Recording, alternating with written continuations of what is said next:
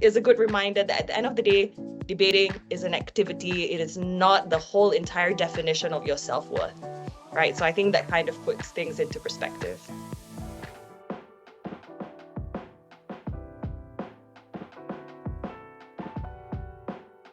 Something that I don't really tell people is that I was a part of the first ever Team Malaysia that went to world school. So you guys can do the math of how old I am.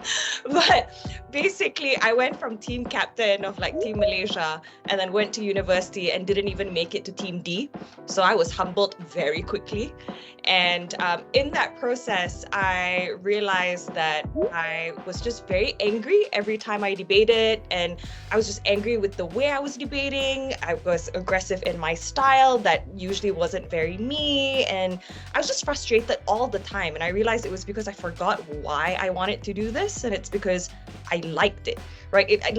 Sure, there is a healthy amount of stress, but there's also the kind of stress that just makes you wonder, why do you do this every weekend if you don't genuinely enjoy it?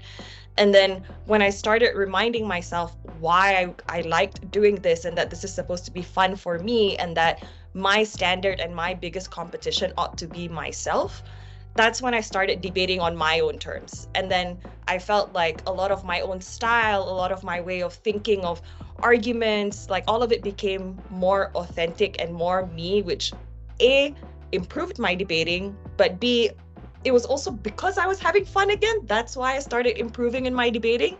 And then as a result from there, I think it made me realize that you can be competitive while not being miserable. And I think oftentimes that's the kind of balance that a lot of debaters are struggling to find. And I think only when I learned that and internalized that a little bit more, then only all of the big wins came, and some of the wins that I didn't even know was ever possible. And it's gradual, right? It doesn't happen like overnight.